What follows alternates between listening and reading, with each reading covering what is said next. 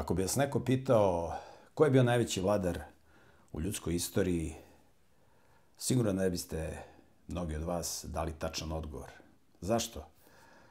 Zato što živimo u svetu u kojem se promoviše koncept koji je uspostavio čuveni manipulator Josef Goebbels, koji je bio desna ruka Adolfa Hitlera. Josef Goebbels je rekao: oduzmite narodu istoriju i u prvoj generaciji bit će kao rulja, a u drugoj generaciji bit će kao stoka. I mi danas živimo u vremenu gde se sa ljudima manipuliše po principu Josefa Goebbelsa. Zato je važno da govorimo o tome ko je bio najveći vladar u istoriji. Najveći vladar u istoriji je bio čovek koji se rodio 1672. godine. Rodio se u Rusiji. Kao mali je ostao bez roditelja, ali je odrastao u priči, u vaspitanju da Rusija treba da bude zaštitnik Božjeg naroda na zemlji. Da Rusija treba da postane novi Izrael.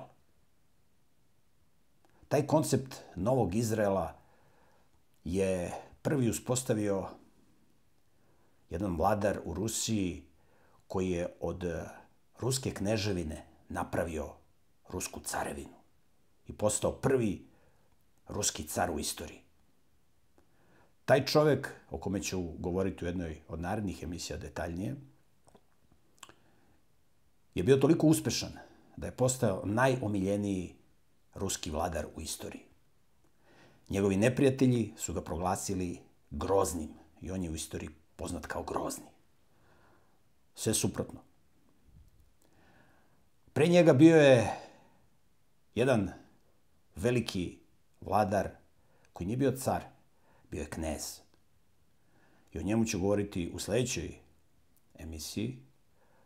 Po tom knezu će biti uspostavljen orden za najveće junaštvo u Rusiji. Najveći ruski junak svih vremena će dobiti ime, dobit će ime po jednoj čuvenoj reci na kojoj je pobedio krstašku vojsku koja je krenula da zgazi Rusiju. I da nije bilo tog čuvenog kneza koji je na reci Nevi pobedio krstašku vojsku, ne bi bilo ni ovog najvećeg vladara u istoriji o kome ću govoriti u ovoj emisiji.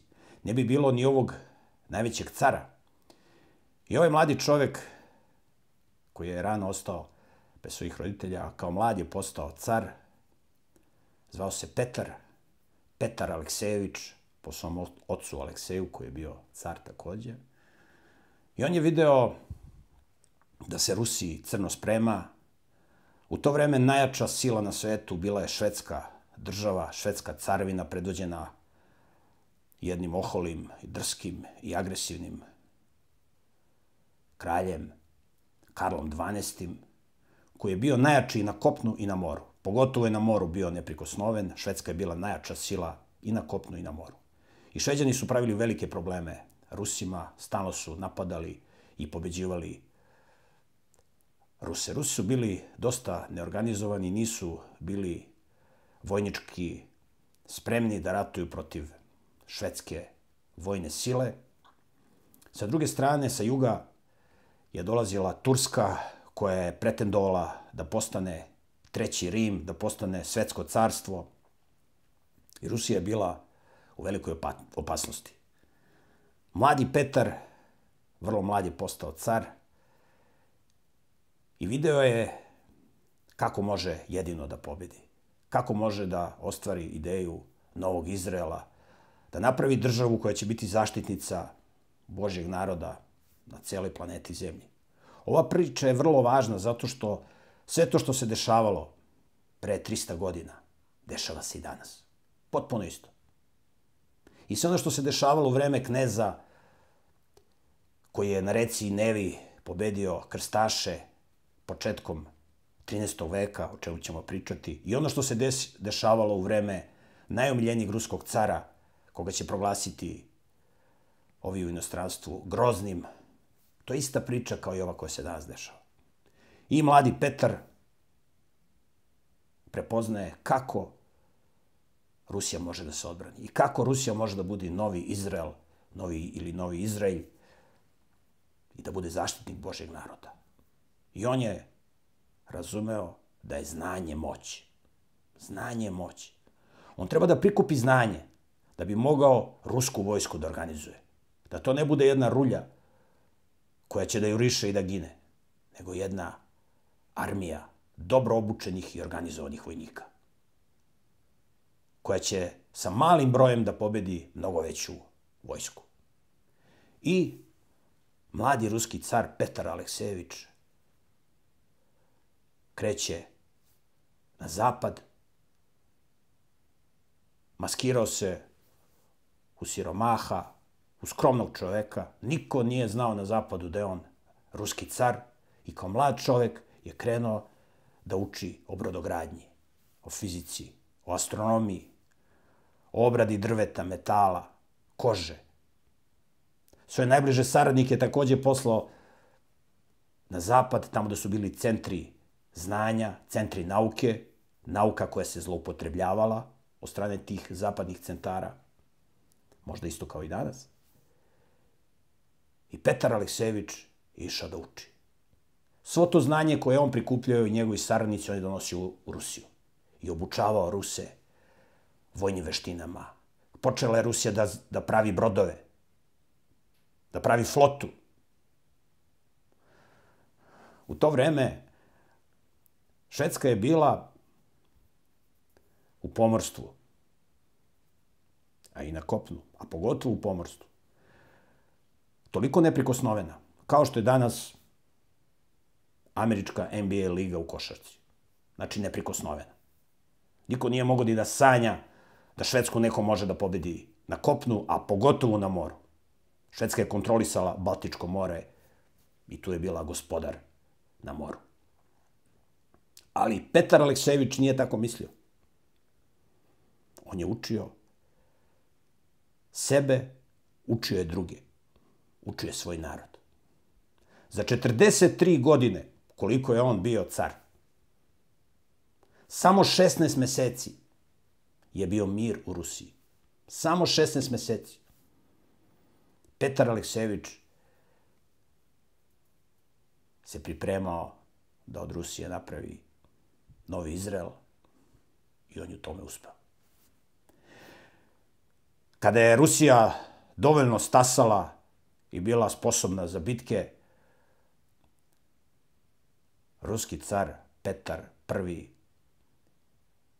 Aleksejevič kreće u obračun sa švedskom silom. I 1706. godine desila se čuvena bitka na Kališu. Kališ je mesto koje se nalazi na teritoriji današnje Poljske. Tu je švedska armada krenula na Petra Velikog, kako će Petar Aleksejevič uskoro biti nazvan, ime će mu biti promenjeno u Petar Veliki. I više neće biti car, nego će postati imperator.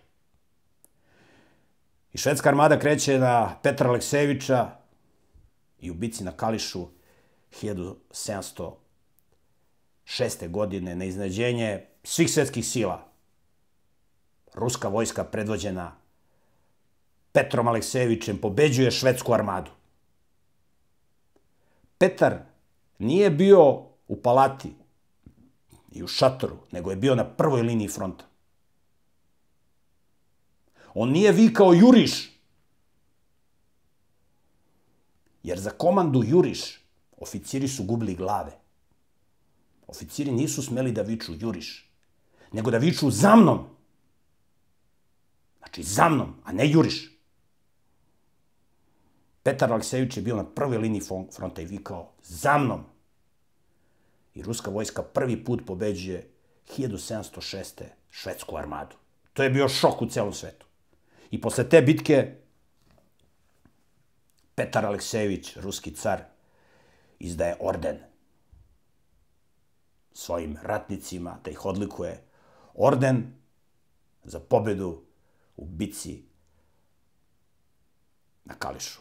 Sa prednje strane ovog ordena vidi se lik cara Petra Aleksejeviča, a sa druge strane vidi se konjanik kome Bog sa nebesa daje krunu pobede.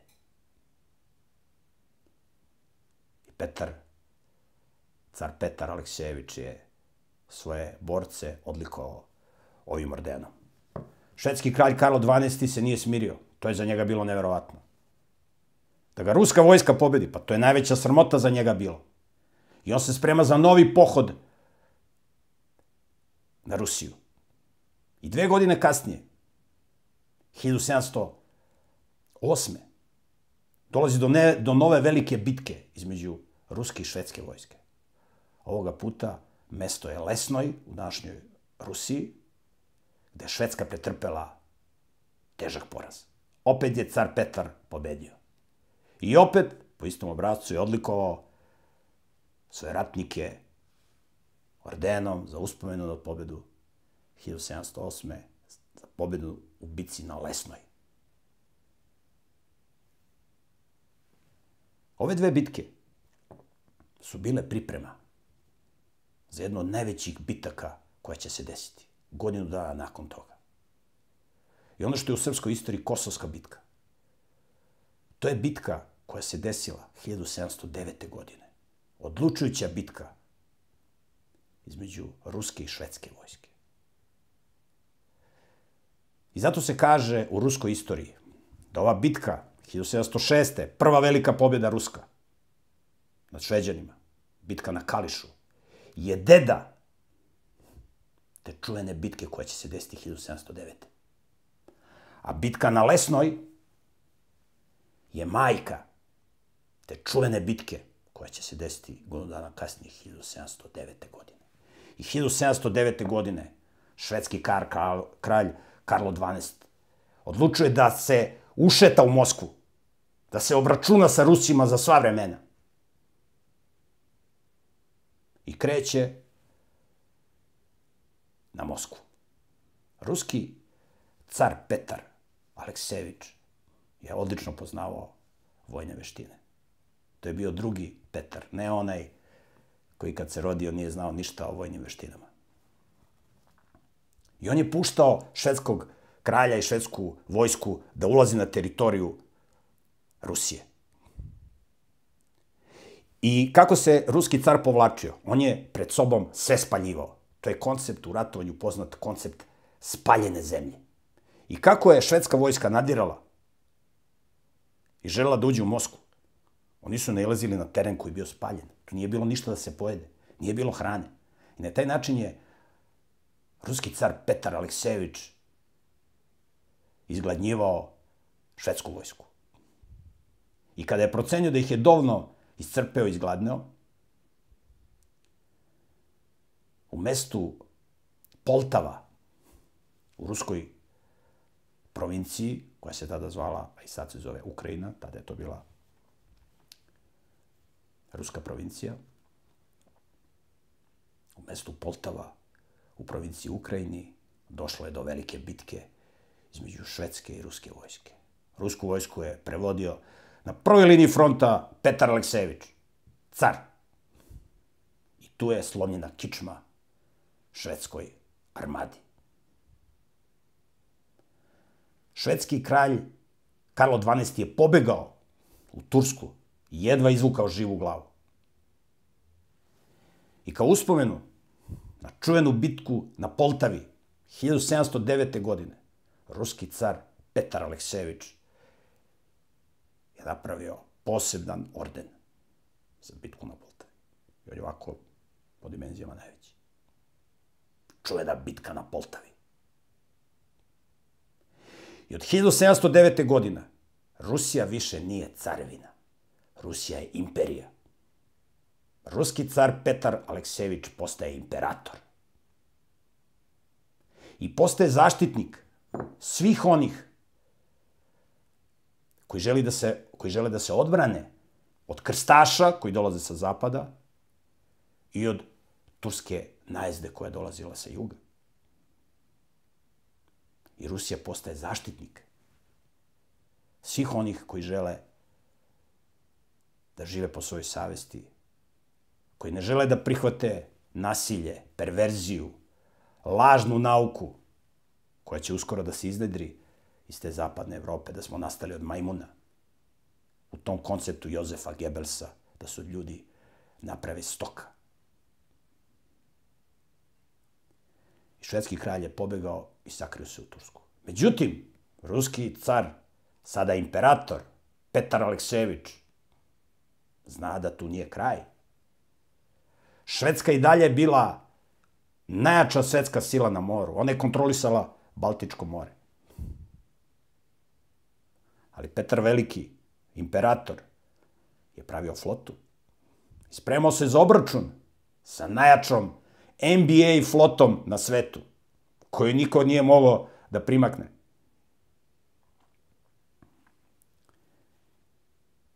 I 5 godina nakon čuvene bitke na Poltavi, 1714. godine, ruska flota kreće u Baltičko more, gde niko nije smeo da uđe od švedske flote. I kod rta Gangut na Baltičkom moru dolazi do velike bitke, pomorske bitke. Sa jedne strane švedska flota, sa druge strane ruska flota koju predvodi admiral, imperator Petar Aleksejević. On je bio i admiral. On je poznavao pomorske veštine bolje nego svi njegovi admirali. On je sve to znao. I 1714. u čuvenoj pomorskoj bitci kod rta Gangut na Baltičkom moru ruska flota pobeđuje Švedsku, što je bilo neverovatno, što je bilo čudo. To je bilo neverovatno. To je kao kad bi sad neko pobedio prvi NBA tim Amerike u košarci. Vi znate da Amerikanci na svetska prvenstva i na olimpijske igre šalju tamo neki 5. tim koji opet pobeđuje sve koji učestvuju na tim takmičenjima. U ovom slučaju je bio prvi tim švedske flote, najbolji brodovi, najbolji admirali, najbolji pomorski vojnici Švedske. Ali sa druge strane je bio jedan koji je bio vođen Božjom rukom. Admiral, imperator Petar Veliki Aleksejević. I kao uspeo na čuvenu bitku na Gangutu, Petar Veliki je napravio medalju. Na prednjoj strani njegov lik, na drugoj strani je slika te čuvene bitke iz 1714. Švedska država i njeni vladari nisu mogli da se pomire s ovim porazom. Švedska država je pozvala u pomoć drugu najjaču na svetu flotu, britansku flotu, da ju pomogne da se obračunaju sa ruskom flotu koju predvodi Petar Aleksejević. I 6 godina nakon bitke na Gangutu došlo je do nove velike bitke. Opet na Baltičkom moru.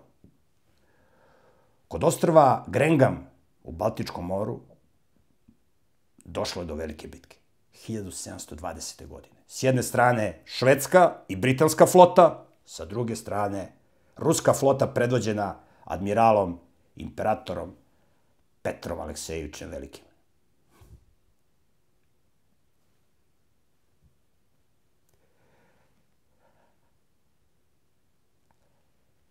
I pogađate kakav je bio ishod bitke. Opet je Petar Veliki pobedio uz veliku Božju pomoć, razvalio i švedsku i britansku flotu i kao uspomena na tu čuvenu bitku kod ostrva Grengam u Baltičkom moru 1720. godine Petar Veliki je napravio medalju koju je podelio svim svojim borcima, ratnicima, kao uspeo na ovu čuvenu bitku. 1720. godine.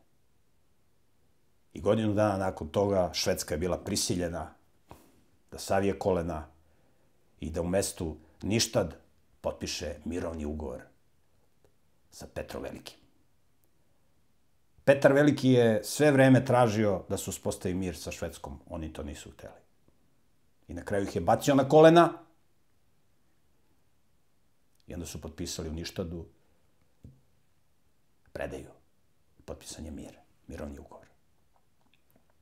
Rusija postaje imperija i u godinama, u decenijama, u vekovima narednim, Rusija postaje zaštitnik svih onih koji neće želeti da prihvate teror krstaša i nasilno nametanje drugih sistema vrednosti koji su po zdravom razumu, po svetome pismu, nešto što je gadno, nešto što je perverzno, nešto što je suludo, nešto što je samoubilački.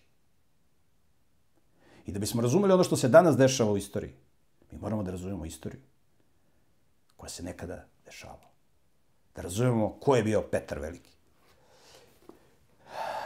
I najveći srpski istoričar 18. veka, Zaharija Orfelin, napisao je u 18. veku knjigu Petar Veliki, biografija najvećeg vladara u istoriji. Ta knjiga je skoro nestala, iščezla, međutim, mi smo uspeli da nabavimo i da je objavimo i danas, dragi prijatelji, ako ste zainteresovani, da se upoznate sa biografijom najvećeg vladara u istoriji. Možete ovu knjigu besplatno da preuzmete u opisu ovog videa. Besplatno. A možete da kupite ako hoćete. Da se informišete. Ako hoćete da budete veliki ljudi, treba da učite od najboljih. Znači, od najboljih. Ono što je važno da se kaže, jeste da je glavni savjetnik Petra Velikog, glavni savjetnik, njegova desna ruka, koji je učestvovao u svim ovim pobedama, bio Srbin iz Hercegovine, Sava Vladislavić, poznati kao grof Raguzinski, pošto se školovao u Dubrovniku, koji su tada zvali Raguza. Sava Vladislavić, veliki intelektualac, veliki junak. On je bio desna ruka Petru Velikom. I ovde vidimo šta znači savez kad se ujedine najbolji Rusi i najbolji Srbi, koji se povežu sa Bogom. Pobjeda ne može da izostane. Sava Vladislavić, ne samo da je bio savjetnik Petra Velikog. Kada je Petar Veliki umro, relativno mlad, 1725. godine, jer Petar Veliki je više vremena proveo u šatoru i na bojnom polju nego u palatama u Rusiji. I zbog takvog života oboleo je, imao je upalu bešike, tako da je mlad napustio ovaj svet, ali je vodio bitku do zadnjeg dana. Tako i mi moramo da vodimo bitku, da pobedimo, kao što je pobedio Petar Veliki. I kada je umro Petar Veliki 1725. godine, bilo je potrebno da se Rusija osigura sa svih strana. I potrebno je da se napravi granica sa Kinom, pošto su bili veliki incidenti sa Kinom, pošto granica nije bila utvrđena i onda su prelazili kineski pljačkaši u Rusiju, Rusi su im odgovarali istom merom i potrebno je bilo da se u liniji dugačkoj preko 5000 kilometara se napravi granica. I tadašnja ruska carica, koja je nasledila Petra Velikog, je poslala Savu Vladislavića kod kineskog cara na pregovore da se uspostavi granica sa Kinom. Jedna izuzetno teška misija koja je trajala 3 godine. I Sava Vladislavić, kao čovjek od najvećeg poverenja ruskog dvora, je uspeo da napravi mirovni ugovor sa kineskim carem, da uspostavi granicu. To su bili jako teški pregovori. Njemu je bilo prećeno, bio mu ugrožen život i tako dalje. Sava Vladislavić se vratio u Rusiju sa jednim posebnim dokumentom koji je objavio kao knjigu, koji se zove Tajna informacija o snazi i stanju kineske države. Savo Ladislavić je zapisivao sve ono što je video u Kini. Kako se živi tamo, kako živi kineski car, kako živi narod, kako trguju, kakva im je vojska i tako dalje. I u ovoj knjizi Savo Ladislavić, koji je napisao Jovan Dučić, mi smo radili novo izdanje, u ovoj knjizi kao dodatak imate prevod na srpski jezik. Tu knjigu koju je Savo Ladislavić dao ruskoj carici Katarini kada se vratio iz Kine. Vrlo, vrlo zanimljive informacije u kojima Savo Ladislavić opisuje kakvo je stanje u kineskoj državi. Tako da u ovoj knjizi imate, u stvari, 2 knjige. I ovu knjigu imate besplatno u opisu ovog videa da preuzmete. Ako želite, možete i da kupite. I ovo bi još puno toga da vam kažem o Petru Velikom, najvećem vladaru u istoriji, ali to ostavljam za sledeći put. Jer ću u sledećoj emisiji da govorim o čoveku koji na poseban način nadahnuo Petra Velikog. I zbog koga će Petar Veliki